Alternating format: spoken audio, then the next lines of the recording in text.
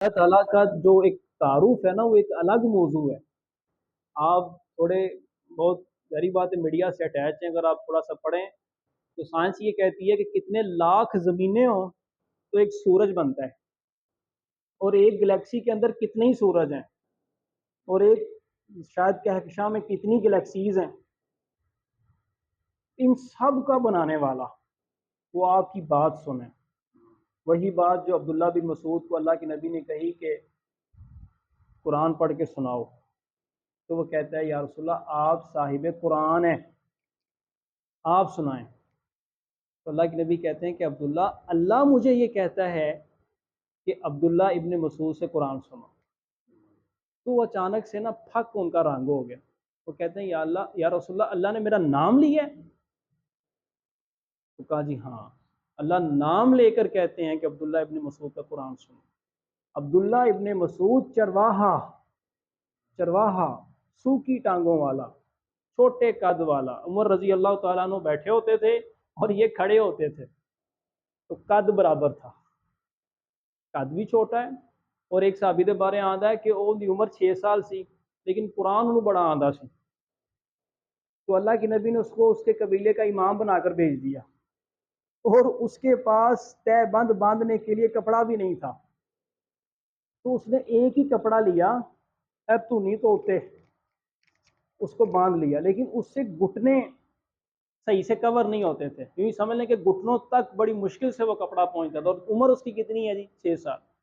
تو جب وہ نماز پڑھاتے ہوئے رکوع کرتا تھا تو بعض اوقات اس کا سطر پیچھے سے نظر آ رہا ہوتا تھا، لیکن قرآن پڑھانے کی وجہ سے اس غریب بندے کو بھی، بچے کو بھی اتنی اللہ تعالیٰ نے یا اس کے رسول نے عزت دی کہ پورے قبیلے کا امام بنا دیا. اور ابو سفیان کیا کہتا تھا کہ میں اس دین کو کیوں جوائن کروں جس میں جماعت کون کروا رہا ہے؟ عبداللہ بن مسعود ایک چرواہا. میں نے نہیں جوائن کرنا. میں اس وقت جب وہ سردار تھے، بعد میں تو خیر وہ مسلمان ہو گئے. ساری باتیں سر سمجھ آ رہی ہیں نا انشاءاللہ؟ یہ کلام ہے اللہ کا جو مجھے یا آپ کو خاص بنا دے گا اللہ کی نظر میں، اور محفوظ کر دے گا تمام تر شیاطین سے. اب میں آپ کو ایک چھوٹی سی آخری بات، سلسلہ تو صحیح ہے، بالکل شیخ البانی کی لکھی ہوئی کتاب ہے، معتبر ترین کتاب صحیح احادیث کی.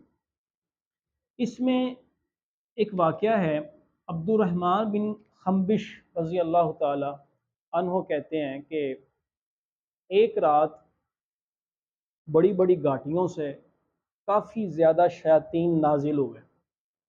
ان میں ایک بڑا جن بھی تھا اور اس کے ہاتھ میں آگ کا انگارہ تھا، اور وہ اللہ کے نبی کی طرف بڑھ رہے تھے اور وہ اللہ کے نبی کو نقصان پہنچانا چاہتے تھے. تو اتنے میں جبرائیل آئے اور انہوں نے رسول اللہ کو ایک دعا سکھائی. تو اللہ کے نبی نے جیسے ہی وہ دعا پڑھی تو اس کی آگ کا انگارہ ٹھنڈا ہو گیا اور سارے واپس اپنی وادیوں میں چلے گئے.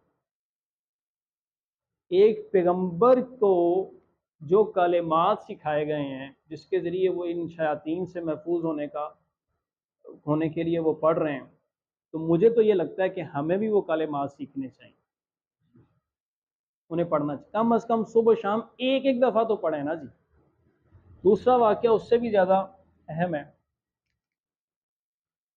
ایک صحابی ہیں، وہ کہتے ہیں کہ میں کھجوریں خشک کر رہا تھا باغ کی، اور میں نے محسوس کیا کہ کھجوریں تھوڑی سی نا کم ہو گئی ہیں.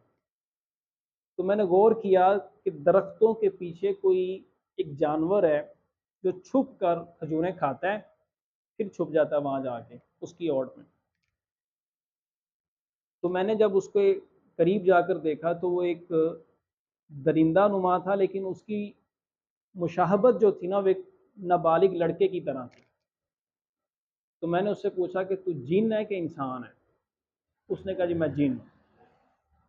اس نے آگے ہاتھ بڑھایا، اس کا ہاتھ جو تھا نا وہ کتے کی طرح کا تھا، اور اسی کی طرح اس کے اوپر بال بھی تھے. تو میں نے اس سے پوچھا کہ تمہیں کسی نے مسلط کیا میرے اوپر، یعنی جادو؟ وہ کہتا ہے نہیں، آپ چونکہ صدقہ بڑا کرتے ہیں تو میں نے کہا چلو آپ ویسے ہی سخی ہیں تو آپ کی کھجوروں سے ہم بھی کچھ نہ کچھ کھا لیتے ہیں. پریشان کر رہا تھا نا, جنات پریشان بھی کرتے ہیں.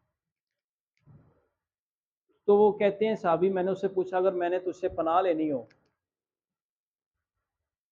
تو کہتا ہے جی آیت الکرسی پڑھا کرو. تو اللہ کے نبی کو اگر وہ صحابی سارا واقعہ سناتا ہے تو اللہ کے نبی کہتے ہیں اس خبیث نے صحیح بات کی ہے. حدیث کے الفاظ کیا ہیں؟ اس خبیث نے صحیح بات. آپ اندازہ کریں, یہ وہ کلمات ہیں جو ان ساری چیزوں سے ہمیں محفوظ رکھ سکتے ہیں. صحابہ اکرام کہتے ہیں کہ اللہ کے نبی صبح اور شام کے اذکار ہمیں یوں تعلیم فرماتے تھے جس طرح قرآن کی تعلیم دی جاتی ہے. اب میں چھوٹا سا سوال کر لیتا ہوں آپ سے, صبح و شام کے اذکار آپ میں سے کس بھائی کو آتے ہیں؟ میں نے سن لینے ہیں سارے. کچھ دعائیں نہیں بے شمار کہاں ہیں.